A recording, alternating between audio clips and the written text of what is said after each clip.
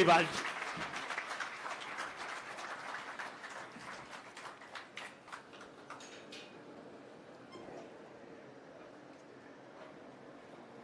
एक बार जोर से भारत माता का जयकारा लगाएंगे।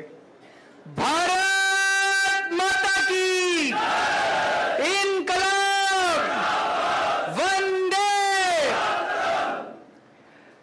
हिमाचल प्रदेश के कोने कोने से आए सभी भाइयों बहनों, माताओं, बुजुर्गों, बच्चों, टीचर्स, पेरेंट्स, आप सब लोगों को मेरा नमस्कार, सबको मेरा प्रणाम।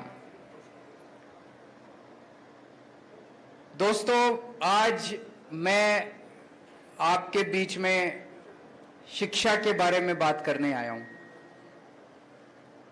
नवंबर में चुनाव है हिमाचल प्रदेश के। ये चुनावी दौरा है। इस चुनावी दौरे के बीच में मैं आपसे शिक्षा के ऊपर बात करने आया हूं। मैं आपसे पूछना चाहता हूं कि आज तक भारत के इतिहास में, आज तक आप लोग हिमाचल प्रदेश में इतने दिनों से रह रहे हो, कोई पार्टी, बीजेपी, कांग्रेस चुनाव के दौरान कभी आपसे शिक्षा पे बात करने के लिए आई क्या? किसी पार्टी ने आपको आके कहा जी हमें वोट दे दो, हम स्कूल अच्छे कर देंगे? किसी पार्टी ने आपको कहा कि हम आपके बच्चों को अच्छी शिक्षा दे देंगे? शिक्षा मुद्दा ही नहीं है लोगों के लिए। आज आप इतने सारे लोग हो, आप में से जरा हाथ उठा के ये बताना कि कितने लोगों के बच्चे स्कूलों में पढ़ने वाले बच्चे हैं? कितने लोगों के? कई लोगों के हैं। आप में से कितने लोग अपने बच्चों को प्राइवेट स्कूल में भेजते हो? कितने लोग अपने बच्चों को सरकारी स्कूल में भेजते हो? इसी से पता चल रहा है कि सरकारी स्कूलों का क्या हाल है। हिमाचल प्रदेश में शिक्षा का क्या हालत है? मैं आप थोड़ा सा डेटा इकट्ठा कर रहा था। हिमाचल प्रदेश में 14 लाख बच्चे स्कूलों में जाते हैं। इन 14 लाख में से 8.5 लाख बच्चे सरकारी स्कूलों में जाते हैं और 5.5 लाख बच्चे प्राइवेट स्कूलों में जाते हैं। 8.5 लाख बच्चे सरकारी स्कूलों में जाते हैं, तो अधिकतर बच्चे, 70-80% बच्चे जो है वो सरकारी स्कूलों में जाते हैं।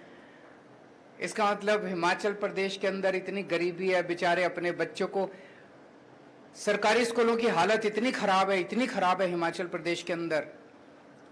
आदमी के पास 2 पैसे आ जाए तो वो अपने बच्चे को प्राइवेट स्कूल में भेजना चाहता है। भेजना चाहता है कि नहीं भेजना चाहता है? हर माँ बाप ये चाहते हैं कि मेरे बच्चे को अच्छी शिक्षा मिले। रिक्शे वाला और मजदूर भी चाहता है कि मेरे बच्चे को अच्छी शिक्षा। मजबूरी में आदमी सरकारी स्कूल में भेजता है। 8.5 लाख बच्चे सरकारी स्कूलों में जाते हैं और आज हिमाचल प्रदेश की जो शिक्षा व्यवस्था है, इन 8.5 लाख बच्चों का भविष्य अंधकार में है। गलत तो नहीं कह रहा? 2000 स्कूल ऐसे हैं जिनमें एक टीचर है। 8वीं तक स्कूल है, 5वीं तक स्कूल है, एक टीचर है। अब ये बताओ, वो एक टीचर 5 क्लासेस को, 8 क्लासेस को कैसे पढ़ाएगा? पढ़ा ही नहीं सकता। तो इन स्कूलों में पढ़ाई होती ही नहीं है। वो पहली क्लास को पढ़ाएगा, वो दूसरी क्लास को पढ़ाएगा, वो तीसरी को पढ़ाएगा, सबको साथ बिठा के कैसे पढ़ाएगा एक टीचर? पढ़ाई हो ही नहीं सकती। इन स्कूलों में पढ़ाई होती नहीं है। तो सोचो, इन बच्चों को कुछ भी नहीं आता। इन बच्चों का क्या कसूर? ये भी तो अपने भारत के ही बच्चे हैं। इनको कौन देगा शिक्षा? कई स्कूल ऐसे हैं जिनमें एक भी टीचर नहीं है। 722 स्कूल ऐसे हैं, 722 स्कूल ऐसे जिसमें एक कमरा है। यह मैं हिमाचल प्रदेश की बता रहा हूं। एक कमरा है, उसी में पहली क्लास भी लगती है, उसी में दूसरी क्लास भी लगती है, उसी में तीसरी भी लगती है, उसी में चौथी भी लगती है, 5वीं तक की क्लास और कई कई तो 8वीं तक की क्लास एक ही कमरे के अंदर। कैसे हो सकता है? ये मजाक बना रखा है इन लोगों ने। 12वीं क्लास के नतीजे हिमाचल प्रदेश के 2019 में 12वीं क्लास के नतीजे आए थे 62%, 2020 में 76%।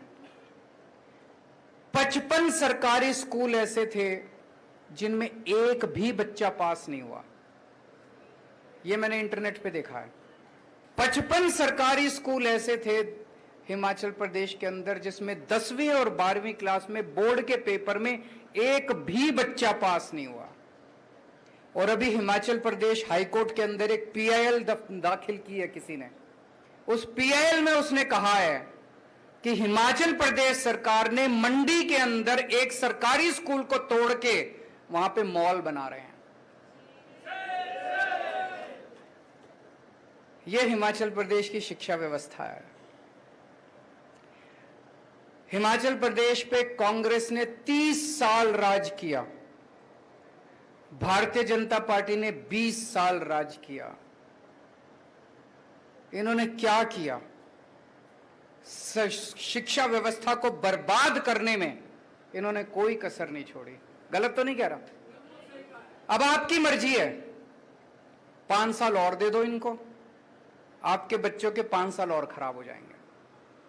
अगर आज आपका बच्चा 8वीं क्लास में पढ़ रहा है और आज आपने गलती करके बीजेपी और कांग्रेस को वोट दे दिया, आपका बच्चा 12वीं क्लास पास कर जाएगा अगले चुनाव तक, फिर मौका नहीं बचेगा। मौका यही है, अगर आपने अपने बच्चों को बचाना है तो इसी बार बदलना पड़ेगा आपको, इसी बार बदलना पड़ेगा।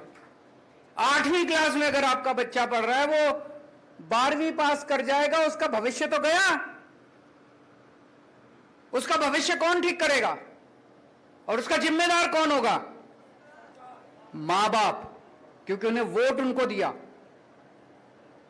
अभी तक तो हमारे पास मौका नहीं था, जैसे हमारे सुरजीत जी ने कहा, एक बार बीजेपी थी, एक बार करते क्या मरते, कभी बीजेपी को दे दो कभी कांग्रेस को दे दो। इस बार तो मौका है, इस बार तो अपने बच्चों को बचा लो, इस बार तो अपने बच्चों का भविष्य बचा लो। देखो जी, मेरे को पॉलिटिक्स करनी नहीं आती, मेरे को राजनीति करनी नहीं आती, मेरे को भी नहीं आती, भगवंत भाई को भी नहीं आती। हम लोगों को राजनीति करनी नहीं आती, काम करना आता है। देश के लिए समर्पित हैं, देश के लिए हमारी जान भी हाजिर है। सुबह से शाम तक केवल हम यही सोचते हैं। पिछले 7 साल में दिल्ली में मैं काम कर रहा हूं और पिछले 3 महीने में आपने मान साहब की झलकियां देख ली कि किस तरह से रोज एक बार ये सुबह बैठ जाते हैं, एक बार एक सुबह अनाउंसमेंट आ जाता है पंजाब के अंदर, एक शाम को आ जाता है। इतना काम हो रहा है, इतना काम हो रहा है। दिल्ली के अंदर जब हमारी सरकार बनी थी जी 2015 में, दिल्ली के सरकारी स्कूलों का यही हाल था जो हिमाचल प्रदेश के, और ज्यादा बदतर हाल था। टॉयलेट्स के नाम पे कुछ भी नहीं था। एक बेचारी बच्ची अगर अपने घर से स्कूल आ जाए और उसको बाथरूम जाना पड़े तो वापस घर जाना पड़ता था, वो टॉयलेट नहीं जा सकती थी, इतना बुरा हाल था।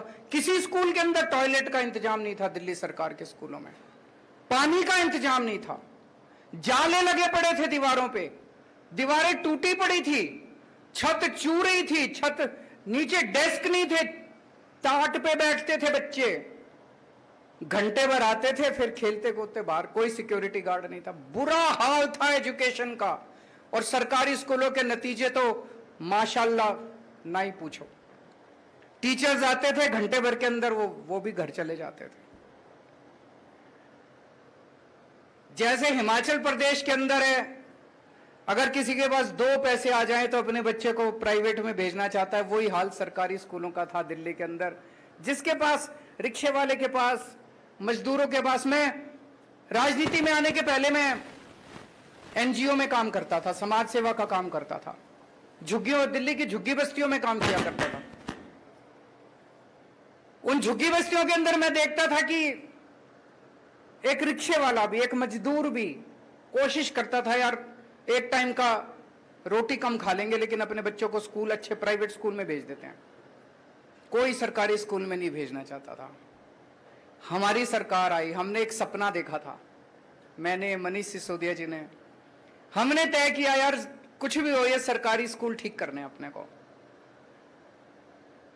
दिल में ये सपना तो था, लेकिन ये भी था कि करेंगे कैसे, होएगा कैसे, कर पाएंगे क्या? तो हमने आते ही तय कर लिया कि दिल्ली सरकार का 25% बजट शिक्षा पे खर्च होगा। सबसे पहले तो हमने ये अनाउंस कर दिया कि दिल्ली सरकार का 25% बजट शिक्षा पे, और आज तक चला आ रहा है। दिल्ली सरकार का 25% शिक्षा पे खर्च होगा। लगभग हर साल 10,000 करोड़ से लेकर 15,000 करोड़ तक हम शिक्षा पे खर्च कर रहे हैं।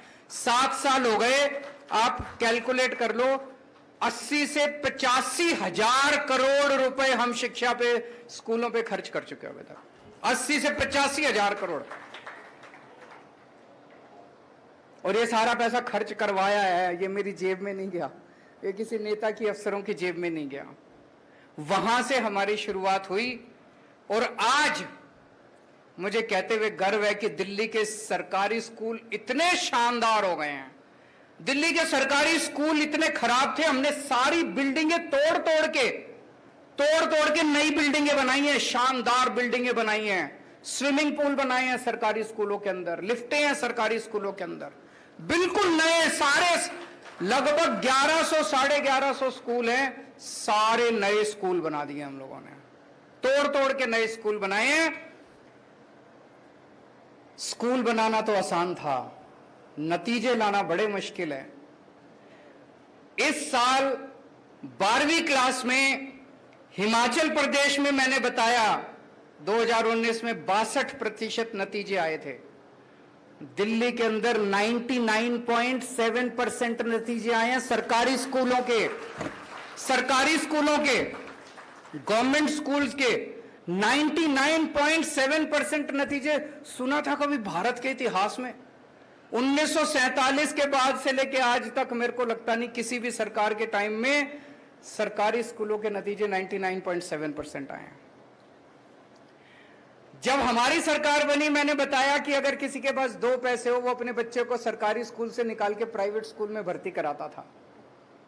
हिमाचल प्रदेश के अंदर भी किसी के पास भी 2 पैसे हो वो अपने बच्चे को निकाल के प्राइवेट स्कूल में भर्ती कराना चाहता है। दिल्ली के अंदर हवा उल्टी बहने लग गई है। दिल्ली के अंदर 4 लाख बच्चों ने अपने नाम प्राइवेट स्कूल से कटवा के सरकारी स्कूलों के अंदर भर्ती करवाए हैं। भाई साहब, ये चमत्कार से कम नहीं है। 4 लाख बच्चों ने प्राइवेट स्कूल से नाम कटा के सरकारी स्कूलों में भर्ती कराया, क्योंकि सरकारी स्कूल इतने, और कई अमीर लोग अपने बच्चों के बड़े बड़े स्कूलों से नाम कटा रहे हैं। मैंने मान साहब को कहा कि अपने अफसरों को भी लेके आओ, थोड़ा सा इनका भी ओरिएंटेशन होना चाहिए। पंजाब सरकार के चीफ सेक्रेटरी, एजुकेशन सेक्रेटरी, फलाना सेक्रेटरी, ढिमका सेक्रेटरी, ये सारे मान साहब अपनी सारी फौज लेके अफसरों को आए, अफसरों की।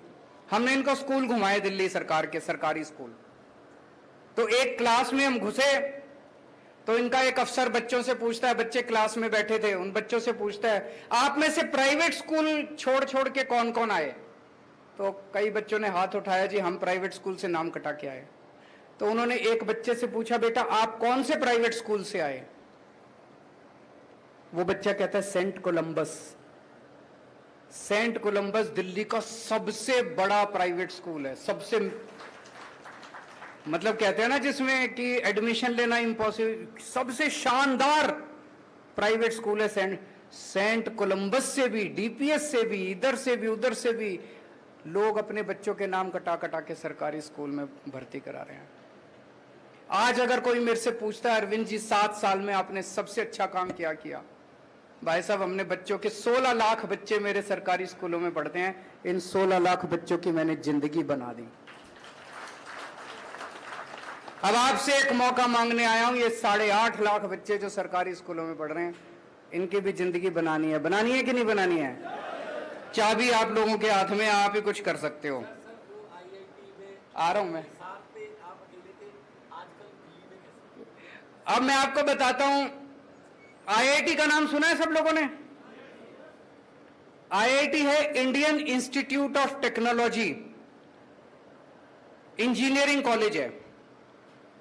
उसमें एडमिशन लेना बहुत मुश्किल है, सबसे बेस्ट इंजीनियरिंग कॉलेज है, देश में नहीं पूरी दुनिया के अंदर उनका नाम माना जाता है। पहले 100 दुनिया के इंजीनियरिंग कॉलेजेस में आईआईटी आते हैं हमारे देश के। मैं भी आईआईटी से हूं।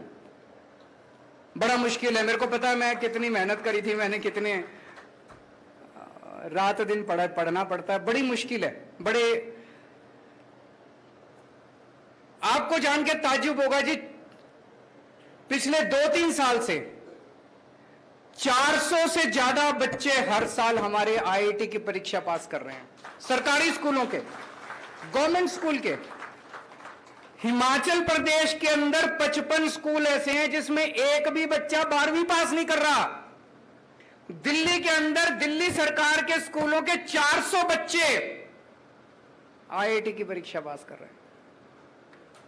ये बड़ी बात है, बहुत बड़ी बात है। और मैं एक उदाहरण देना चाहता हूं। एक बच्चा है राजीव राय,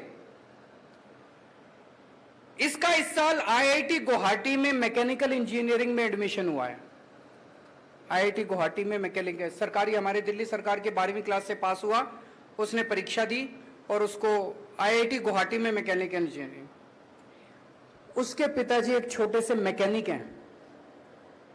सड़क के किनारे एक वो पॉलीथीन की शीट लगा के उसके नीचे बैठ के मैकेनिक का काम करते हैं सड़क के किनारे, जैसे वो रेडी पटरी वाले होते हैं उसी तरह के।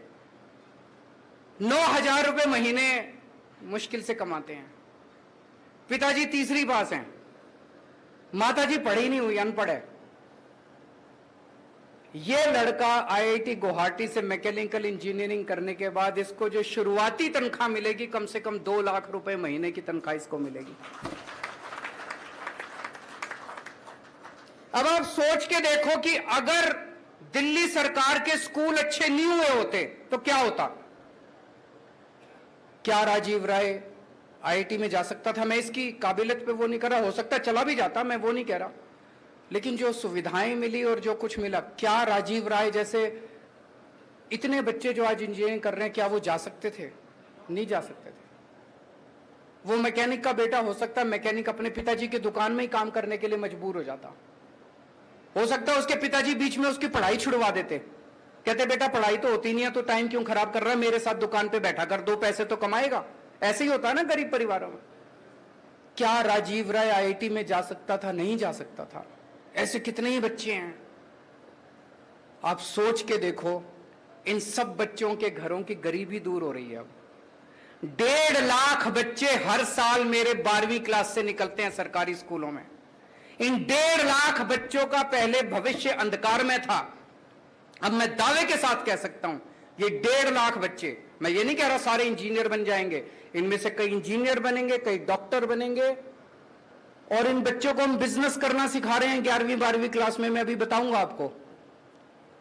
एक भी बच्चा बेरोजगार नहीं रहने वाला, एक भी बच्चा बेरोजगार नहीं रहने वाला। मैं शर्ती आपको बोल देता हूं। ऐसा तैयार कर रहे हैं हम इन बच्चों को। 1.5 लाख बच्चे, गरीबों के बच्चे, इन बच्चों का भविष्य बन गया।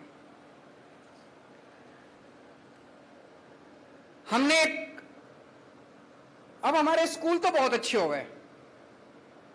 हमने कई सारे एक्सपेरिमेंट्स आजकल स्कूल में शुरू किए हैं कि जब हमारे बच्चे स्कूल से निकले, सरकारी स्कूलों से, वो एक अच्छा इंसान बने, अच्छा नागरिक बने और अपना पेट पालने लायक बने। ये नहीं बीए कर ली, बीकॉम कर ली, एलएलबी कर ली और नौकरी नहीं मिल रही। नौकरी ढूंढ रहे हैं, सारे जने नौकरी ढूंढ रहे हैं। ये अंग्रेजों ने व्यवस्था बनाई थी। अंग्रेज व्यवस्था बना के गए थे, सबको क्लर्क बना दिया, सारे देश को क्लर्क बना दिया। सारे क्लर्क बनने की नौकरी ढूंढ रहे हैं। अरे हमारे देश के अंदर इतना इंटेलिजेंस है, इतना हमारे देश के अंदर पोटेंशियल है, हमारे बच्चे इतने अच्छे हैं। हमने एक एक्सपेरिमेंट शुरू किया। 11वीं और 12वीं क्लास के हर बच्चे को हमने 2-2 हजार रुपए दे दिए सरकार की तरफ से। हर बच्चे को 2-2 हजार रुपए दे दिए। हमने कहा अब इससे बिजनेस करो, कुछ भी सोचो कि क्या बिजनेस कर सकता हूं मैं। टीम बना लो, मान लो 4 बच्चों ने टीम बना ली तो 2-2 हजार मिला के 8 हजार हो गए। 8 बच्चों ने टीम बना ली, 16 हजार हो गए। अब तुम उससे बिजनेस करो। ऐसे बच्चों ने टीम बना बना के अपने बिजनेस आइडियाज किए हैं। 52,000 बिजनेस आइडियाज हमारे पास आए हैं, 52,000 इन स्कूलों में से। मैं आपको एक छोटा सा उदाहरण देना चाहूंगा, आपको सुन के मजा आएगा। हर्ष एक लड़का है, इसने अपने 8 बच्चों को इकट्ठा किया तो 16,000 रुपए हो गए, 2-2 हजार रुपए मिला के। ये 16,000 रुपए से इन लोगों ने एक नई किस्म की खाद बनाई, कूड़े से खाद बनाई नई किस्म की, और उस खाद को इन्होंने 16,000 रुपए की खाद बनाई, इसको बेचा। व्हाट्सएप पे, फेसबुक पे जाके लोगों को कांटेक्ट किया। इन्होंने 6 महीने के अंदर 64,000 रुपए कमा लिए। 16,000 के 64,000 हो गए। फिर ये जितने बच्चे थे जिनके अच्छे अच्छे आइडियाज थे, हमने देश के कई अमीर लोगों को बुलाया एक 5 स्टार होटल में, और वहां हमने इन सरकारी स्कूल के बच्चों को कहा कि आप इनके सामने अपना आइडिया प्रेजेंट करो। आपने टीवी में देखा, एक बिजनेस ब्लास्टर्स प्रोग्राम हमने किया था। बच्चों ने 11वीं 12वीं के हमारे बच्चे देश के सबसे अमीर लोगों के सामने प्रेजेंटेशन कर रहे हैं। आप सोच के देखो क्या कॉन्फिडेंस लेवल है हमारे बच्चों का। सरकारी स्कूलों के 11वीं 12वीं क्लास के बच्चे बड़े बड़े अमीर लोगों के सामने प्रेजेंटेशन कर रहे हैं कि मैं बिजनेस करना चाहता हूं, आप मेरे को इतने पैसे दो।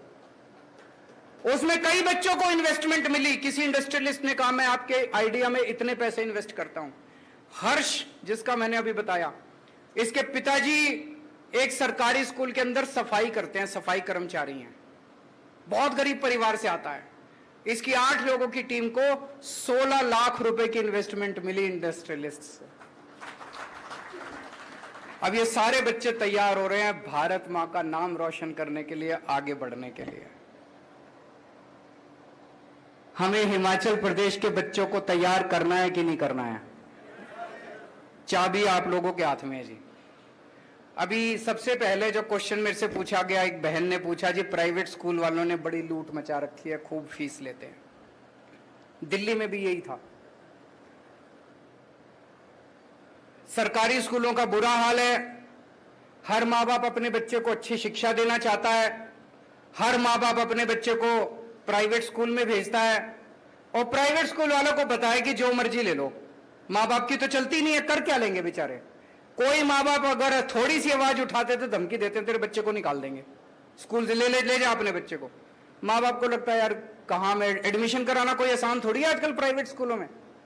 तो मजबूरी में सारे पेरेंट्स जो हैं वो, और सरकार क्या करती है, सरकार के आधे मंत्रियों के तो अपने ही प्राइवेट स्कूल होते हैं कि नहीं होते?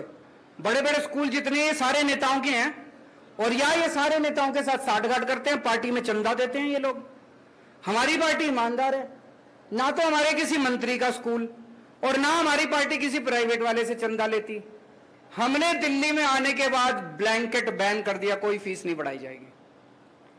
केवल बैन नहीं करा, हमने दिल्ली के सारे प्राइवेट स्कूलों का ऑडिट करा दिया। चार्टर्ड अकाउंटेंट्स भेज के चार्टर्ड अकाउंटेंट्स की टीम बना दी, ऑडिट करा दिया। भाई साहब को जान के ताज्जुब होगा, कई दिल्ली के बड़े बड़े, नाम लेना ठीक नहीं है, बड़े बड़े स्कूल ऐसे निकले 40 करोड़ 50 करोड़ की एफडी बना रखी है। अरे तुम एफडी बनाने के लिए स्कूल चला रहे हो? एफडी बना रखी है, 50 करोड़ रुपए की एफडी बना के बैठे और फीस पे फीस बढ़ाए जा रहे हैं। भारत के इतिहास में पहली बार हुआ, हमने एफडी तोड़ाई और पिछले 5 साल में जितने बच्चे स्कूल में पढ़े हैं सबके पैसे वापस कराए हमने। पैसे वापस कराए हम लोगों ने। कभी सुना है कि प्राइवेट स्कूल में पढ़ने वाले बच्चों के चेक वापस उनके अकाउंट में पैसे वापस आए? हमने फीस नहीं बढ़ने दी, 7 साल तो हो गए। अभी पंजाब के अंदर मान साहब ने सरकार संभाली है, अप्रैल के पहले हफ्ते में स्कूल फीस बढ़ाते हैं। इन्होंने ऑर्डर जारी कर दिए, कोई फीस नहीं बढ़ाएगा कोई स्कूल। ये स्कूल वाले ये भी कहते हैं ना, यूनिफॉर्म स्कूल से ही लेनी है, किताबें स्कूल से ही लेनी है, मनमर्जी कर रखी है इन्होंने, अनाप शनाप पैसे कम। इन्होंने ऑर्डर कर दिए कोई स्कूल से नहीं लेनी, जहां से मर्जी यूनिफॉर्म लो, कोई किताबें स्कूल से नहीं लेनी, जहां से मर्जी लो, और कोई फीस नहीं बढ़ाएगा। और अभी ये बता रहे थे पिछले हफ्ते कुछ स्कूलों ने इनके ऑर्डर की अनदेखी करके कल उन्होंने फीस बढ़ा दी। आज इन्होंने ऑर्डर जारी कर दिया, सबकी फीस वापस कम करा दी इन्होंने। सरकार ईमानदार चाहिए, सरकार जनता के प्रति जवाबदेह चाहिए। अगर ईमानदार सरकार आएगी, मजाल कोई जनता को लूट ले। तो दोस्तों, मैं केवल दिल्ली के लोगों ने अपने बच्चों का भविष्य केवल एक वोट से बदल लिया। एक वोट दिया था दिल्ली के लोगों ने 2014 में, 15 में हमको। आज दिल्ली के लोगों का, बच्चों का भविष्य बदल गया। अब दिल्ली की जनता ने बाकी सारी पार्टियों को, कांग्रेस के तो 0-0 सीट आ रही है हर बार, और बीजेपी वालों की पहले 3 आई, इस बार 8 सीट आई। जनता इतना प्यार करती है आम आदमी पार्टी से। आप भी अपने बच्चों का भविष्य बदल सकते हो, बटन दबा के। बटन बदल के, मान साहब कह रहे हैं पिछली बार जो बटन दबाते थे, बटन बदल दो। बटन दबा के आपका, अपने बच्चों का भविष्य आपके हाथ में है। जैसा मैंने कहा कि टाइम, आप कई बार, कुछ लोग कहते हैं हाँ अरविंद जी अच्छा कर रहे हो, अगली बार देखेंगे। अरे मैं तो यही हूं, तुम्हारे बच्चों का क्या होगा?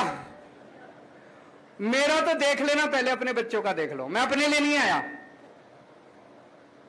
मेरे को कोई इच्छा नहीं है। मैं इनकम टैक्स में पहले कमिश्नर की नौकरी किया करता था, अच्छा खासा काम कर रहा था। वो छोड़ के मैं दिल्ली की झुग्गियों के अंदर काम करने लगा। कई साल झुग्गियों में काम किया मैंने। उसके बाद दिल्ली का मुख्यमंत्री बन गया। 49 दिन के अंदर कुर्सी छोड़ दी। मेरे ख्याल से दुनिया के इतिहास में पहला एक मूर्ख मुख्यमंत्री मैं ही होऊंगा जो 49 दिन के अंदर।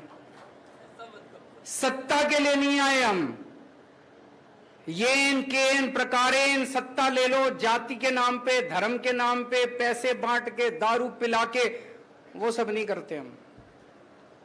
दिल के अंदर देश धड़कता है हमारे, देश के लिए काम करें। तकलीफ होती है। अगर हमने 5 साल में दिल्ली के स्कूल ठीक कर दिए, ये कांग्रेस वालों ने 30 साल राज किया हिमाचल प्रदेश के अंदर, ये नहीं कर सकते थे। 20 साल बीजेपी ने राज किया, ये नहीं कर सकते थे। अब ये आके कहेंगे एक और मौका दे दो। हम आपसे एक और मौका नहीं मांगेंगे, हम तो कह रहे हैं बस एक ही मौका दे दो, दोबारा मत देना।